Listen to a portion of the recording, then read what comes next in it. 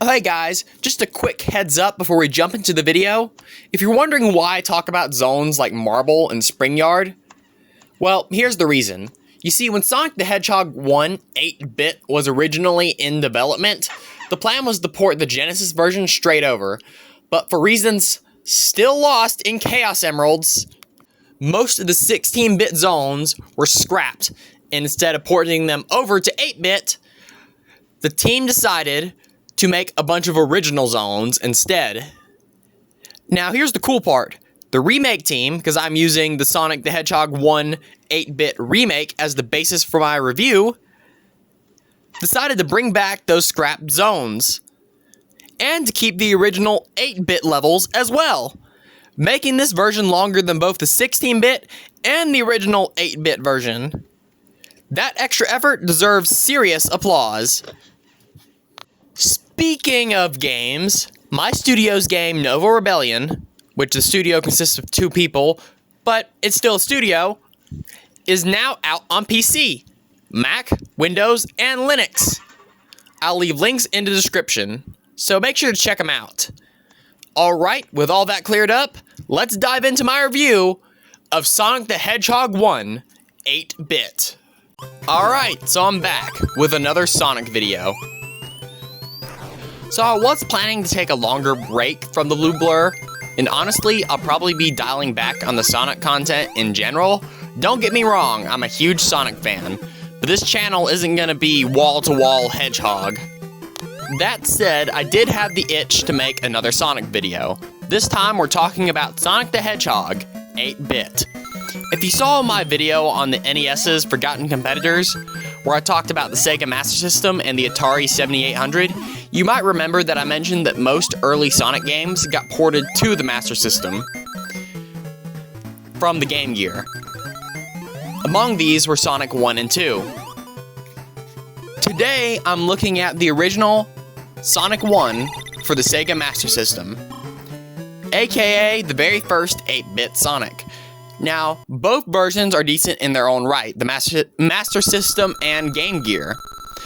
But these days, there's a fan remake that keeps the original concept while adding much needed improvements, like the drop dash, super peel out, and even the spin dash. Which, by the way, the peel out animation in the remake is completely awesome. I love it. So, that's the version I'll be reviewing today. And if you're playing Sonic 8-bit in 2025, then I'd absolutely recommend playing it this way as well. Alright, enough rambling. Let's roll into the review of Sonic the Hedgehog 8-bit. Now the game kicks off in Green Hill, just like the Genesis version, but it's scaled down for the Master System. And if you're playing the fan remake, you've got access to the drop dash, spin dash, and peel out, which makes things way easier than the original release. Now the original version wasn't anything to write home about, but the remake threw me for a loop, with this power-up here that launches you onto a spring, and I swear, I bounced my way through the entire level like a caffeinated kangaroo. It is just hilarious. I don't know where this power-up come from or why they added this, but it's just made me roll on the floor laughing. I mean, seriously, just imagine being in the room when they were coming up with this. Hey guys, I have an idea. How about we just randomly throw a power-up in there and let Sonic jump around on a spring, like a kangaroo? And I guess everyone just said, yeah, let's do that. And that's how we ended up with this power-up. Now, both acts are very short, but Act 2 mixes things up nicely. Unlike the Genesis version, you actually go into a cave area that has a mini maze-like feel. It's surprisingly open, and it absolutely begs to be explored, which I really appreciate. Then comes Act 3, or should I say, Boss Act. Unlike the Genesis version, which has a dedicated third level layout, here it's just Robotnik. No rings, no mercy, every single time. That's right, every boss in the game you gotta fight with 0 rings. 1 hit, you're dead. Something tells me this is gonna get really annoying later in the game. The first boss though, despite having no rings, is kind of a pushover once you learn his pattern. It's fun to get into a rhythm and just smash the heck out of him as he comes down to run you over, I guess, is what Robotnik's trying to do. Not 100% sure, but anyway, it's really easy. As for the music, Green Hill's theme is a decent 8-bit remix of the Genesis version. It's fine, but the original is way better in my opinion.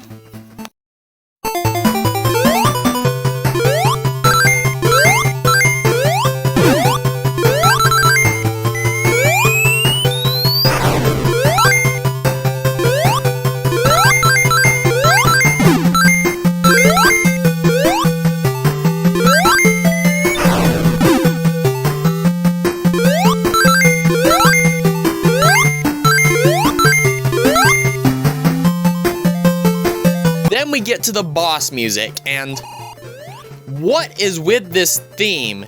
It doesn't sound like a boss track at all.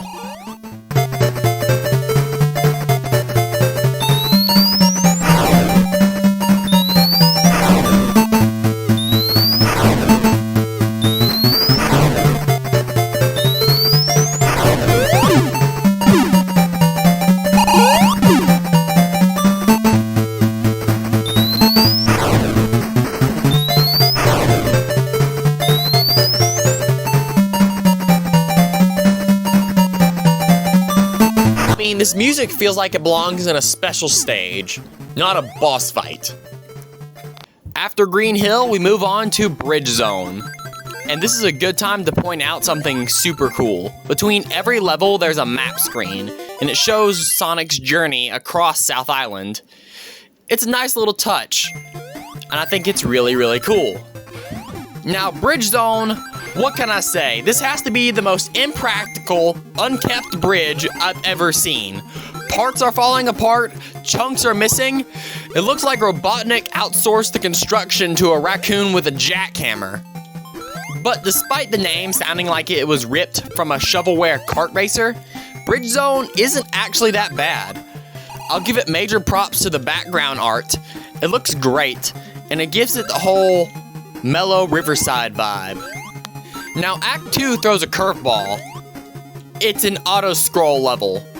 Yep, an auto-scroller in a Sonic game. Somehow it kinda works. It's not the fastest section, but it didn't annoy me as much as I thought it would. So it's not too bad, just really odd. And the music for this zone is surprisingly solid. It's a really catchy 8-bit tune that fits the chilled pace of the zone pretty well.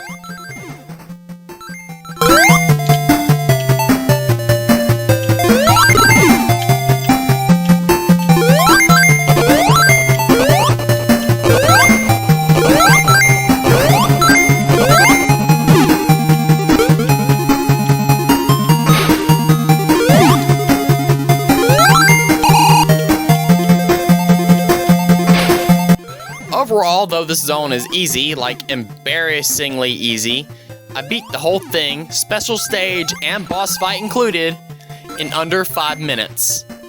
That's all the footage I have of Sonic in the zone. Less than 5 minutes. It's a fun detour, but don't expect a challenge here. Next up, we got Marble Zone, my personal favorite zone from the 16-bit version. So, how does it hold up in 8-bit? Honestly, good. Yeah, it holds up pretty good for the most part. But this is where the game starts to get a little more challenging. One thing worth calling out is the way the rings work in this version.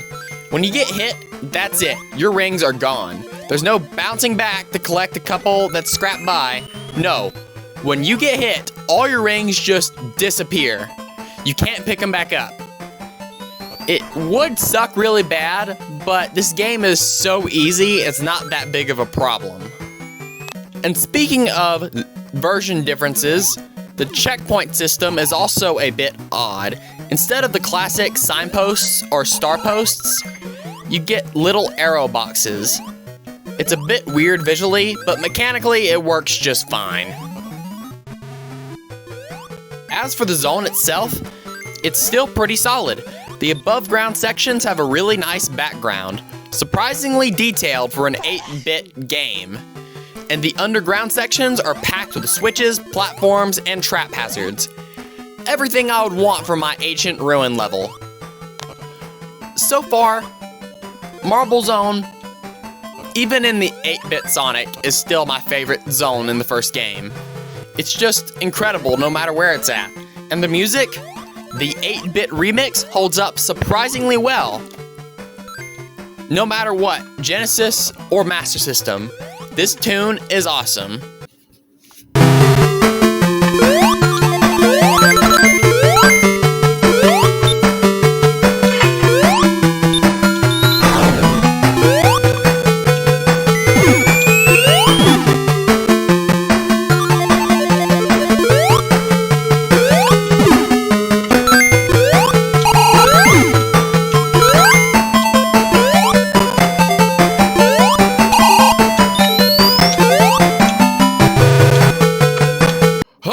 I need to take a deep breath before we talk about Jungle Zone. Remember how every other zone in this game took me, 5 to 7 minutes? Tops the beat, let's check the footage. Yup, confirmed, nothing over 7. Jungle Zone, 30 minutes. 30 freaking minutes. That's more time than I spend watching cutscenes in RPGs. Okay, bad joke. But the music here starts out very deceptively cheery. A happy little 8-bit tune, relaxing even. For a moment, I thought, hey, maybe this will be an easy stroll through the jungle. Like every other level in the game, this was gonna be super easy. I was gonna be done with this in 5 minutes.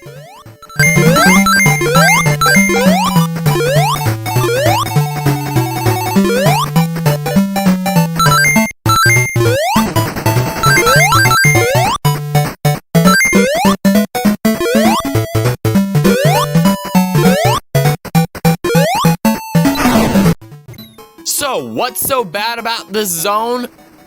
Let me unpack it for you. Act 1 actually begins okay. A few bottomless pits, but manageable stuff. But then the platform sizes shrink to toothpicks. And visibility? Ha!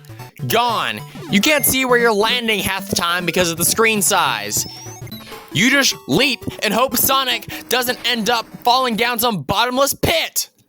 Then there's Act 2. Oh boy, Act 2 flips the level design on its head, and instead of going left to right, you go up. Okay, cool twist, right? Except, if you fall below the screen, even though there's stuff down there, you die! Instantly! The screen scrolls up as you climb, but it won't scroll back down. Combine that with tiny floating logs and 1 million ways to slip and fall, and I died here so many times, I considered launching my controller into orbit! Worst act in the game, period. I hate the zone, and I hate this music. Next zone, please, while I still have my sanity. Now we're on to Springyard Zone, and yeah, my thoughts here pretty much echo what I feel about its 16-bit sibling. It's fine, it's not bad by any means, it's just an okay zone. The layout is exactly what you would expect. Bumpers, springs, they're everywhere, scattered around like confetti. It really feels like you walked into a forgotten pinball machine factory and just decided to vibe there.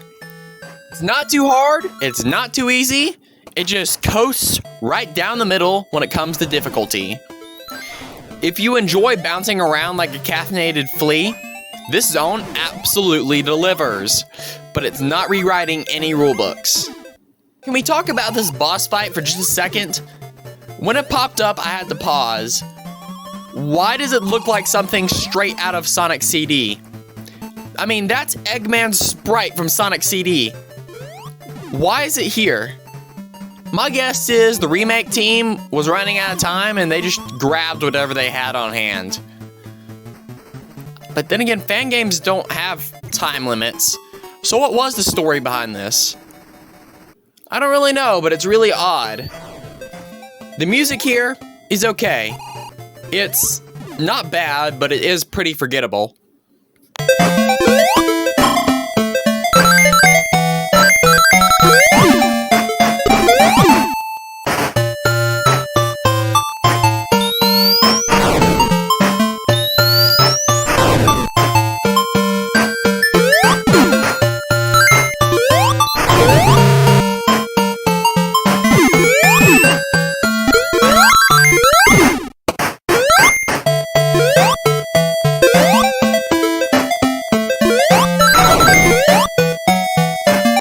And that, I think, covers Spring Yard Zone. Its biggest identity trait is it exists and it has springs. And now we arrive at the fan favorite punching bag, Labyrinth Zone. And you know what? I'll give the 8-bit version some credit. It's honestly way better than the 16-bit original in a lot of ways. First things first, the music. This one doesn't make me want to claw my ears off. It's actually pretty decent, unlike the 16-bit version, which is super annoying. Here, take a listen.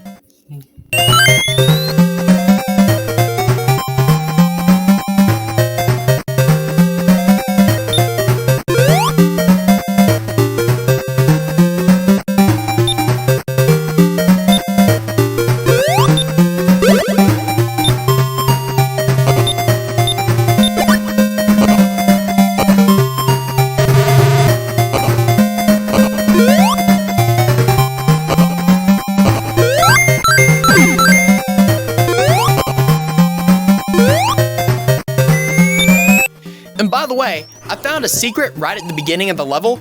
If you go in the opposite direction of where the level expects you to go, you'll find a raised platform. Head that way, get to the top, and boom, extra life. No clue if that was in the original or added for the remake, but either way, it's a pretty cool touch. And also surprisingly, this zone is easy, like way easier than the Genesis version. Once you get used to the underwater controls, and yeah, they're a little bit slow. I cleared this thing in under a minute once I got the hang of them though. It's not a hard level at all.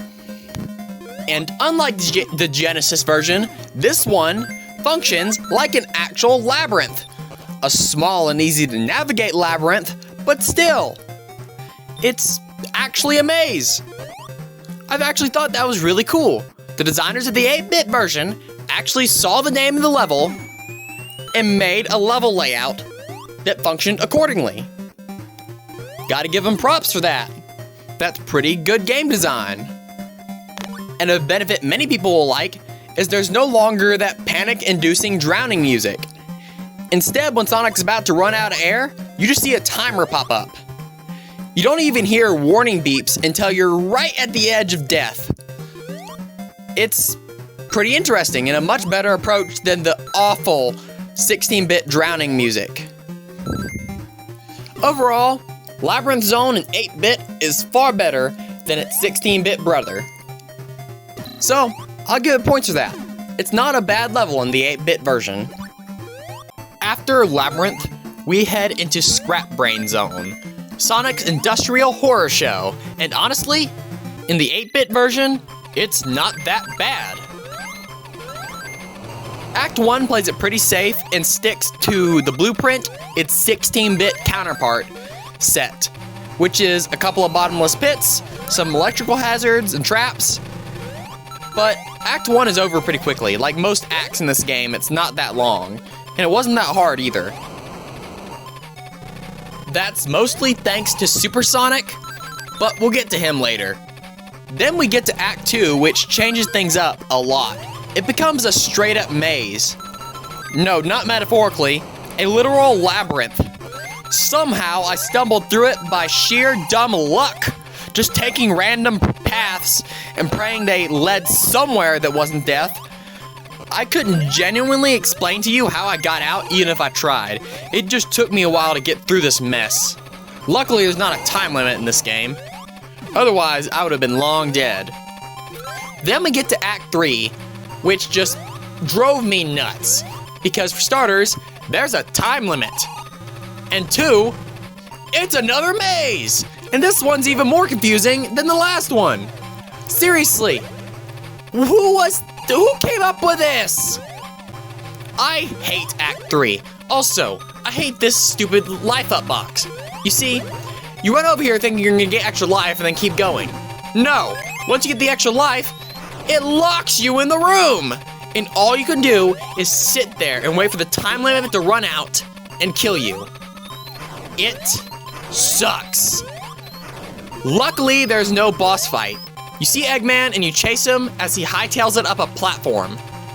And Sonic pursues him to the final zone. Before we move on, I feel like I should point out that the music in this version is nowhere near the quality of the Genesis version. The Genesis version of Scrap Brain's theme is a million times better than the 8-bit version. Here, take a listen.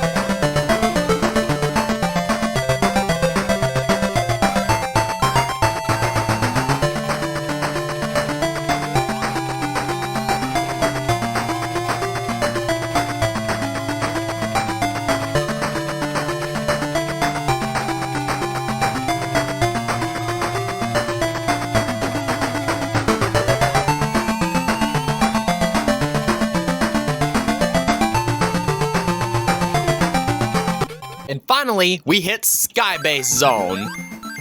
Last level in Sonic 1 8-bit. First thing to point out, Act 1 actually reuses the same music from Scrap Brain Zone. Not the most inspiring choice, but it kinda works given the stormy mechanical chaos of the level. I'm sure with all the electrical hazards and bottomless pits, this level would have been super hard.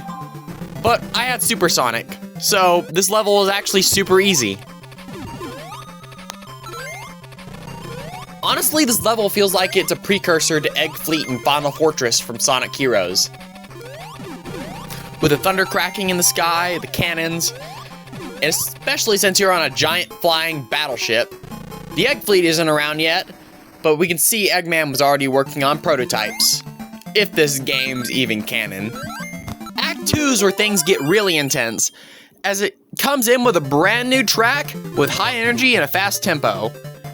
And it truly captures the "you're almost there" vibe, and sets the stage perfectly for what should have been an epic showdown. I'll explain why in a second, but first, the music. It's awesome. Listen.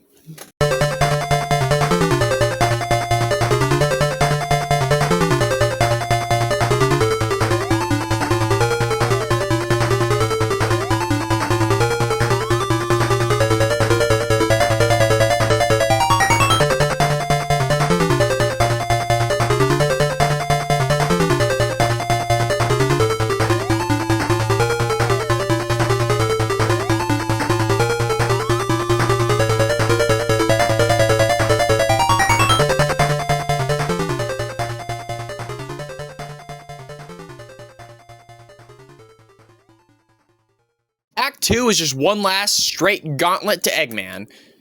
Yet again, it wasn't too hard because of Supersonic, but still, I thought it was a cool level, nonetheless.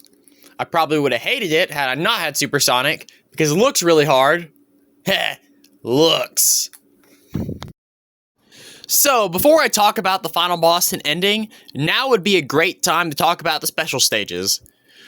How you get to the special stages is simple. Get 50 rings and pass by the goalpost. You don't have to jump into any special hoops. If you pass the goalpost with more than 50 rings, you will enter the special stage.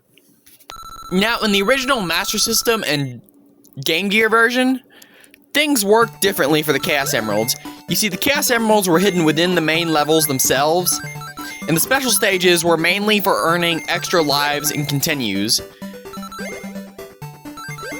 And the emeralds were only for a good ending. that was it. They served no other purpose. But in the fan remake, they put them in the special stages. Exclusively. You grab all 7, and boom! You not only unlock a different ending, but you unlock Supersonic as well. But the thing about these special stages are they're the easiest I've ever played in a Sonic game. I beat every single one on the first try. No joke. Now the controls might feel a little weird at first. It's like slippery, floaty, bouncy physics vibe. But the game gives you a super generous time limit, and once you get a handle on how Sonic moves in these things, finding the Chaos Emerald is an absolute breeze.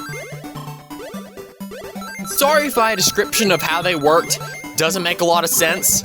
I'm doing my best to explain it and show you, but honestly, I can't find the words for it. So, just play the game for yourself and you'll figure it out, okay? Now here is the absolute craziest part. You see, when you unlock Supersonic, you don't have to run through the level to gather 50 rings. No, they drop a giant ring right behind the start of every level. You just jump into it, grab 50 rings, and you instantly get Supersonic, right from the start. And yes, this applies to boss fights as well, making every boss pretty much a cakewalk once you get Supersonic. Speaking of super easy, let's check out the final boss as well as the ending of the game. Ready? Roll clip!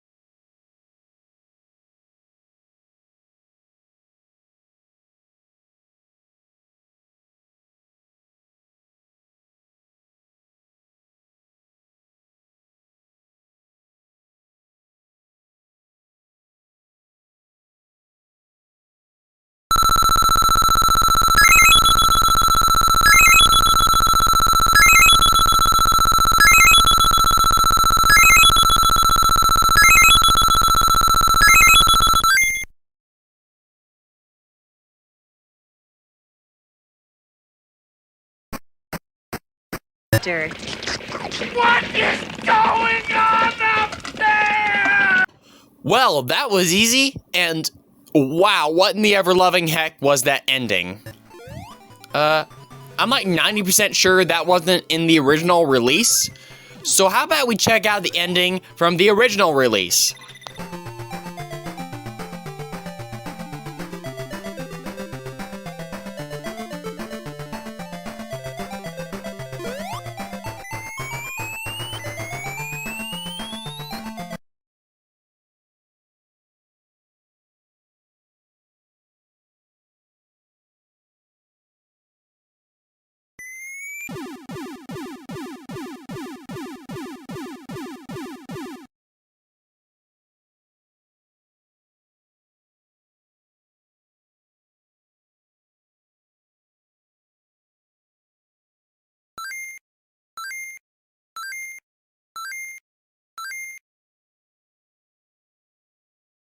What is going on up there?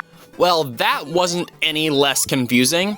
So, let's get all 7 Chaos Emeralds in the Master System version and see if that clears anything up.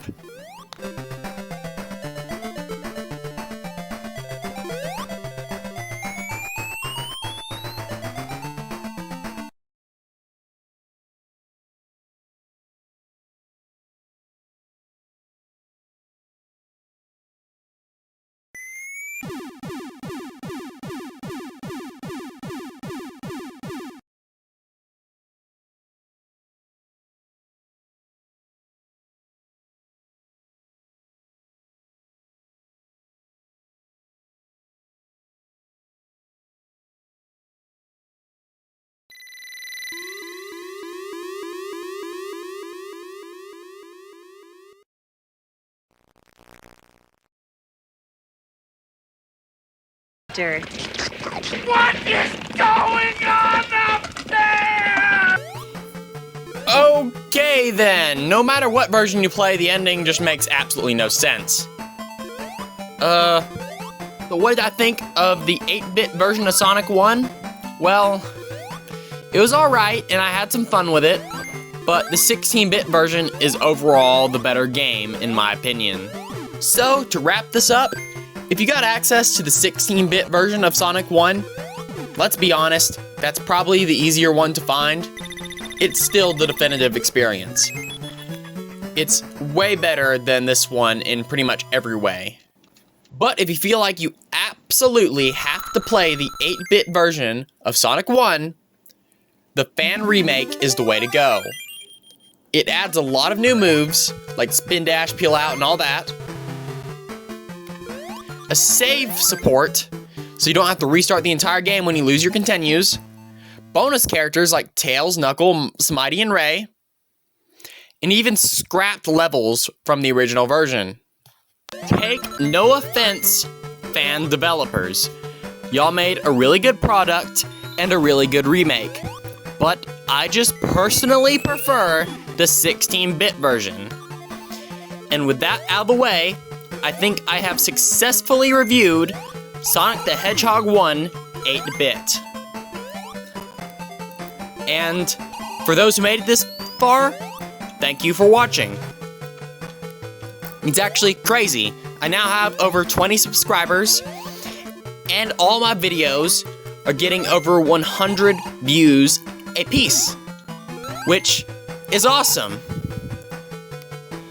I will continue to make games and make more videos about games. And who knows, someday maybe I'll have reviewed every single Sonic game under the sun. At least that's officially licensed by Sega, because if I try to do fan games, I'll never be done. But that's gonna be a long time for that ever comes to pass. My next video will not be about Sonic, just gonna go ahead and let you guys know. And if you like the channel and the studio, well, Discord's links are in the description to our Discord, The Dragon's Den. Feel free to join. As well as links to our first game, which came out on the 4th of July, that being Nova Rebellion. It's on Windows, Mac, and Linux. Links will also be in the description. Anyway, thank you guys for watching. Like and subscribe. I am a YouTuber. I am legally obligated to say that. And with that, this is Troy Schultz, the Anti-Gamer Slayer, out.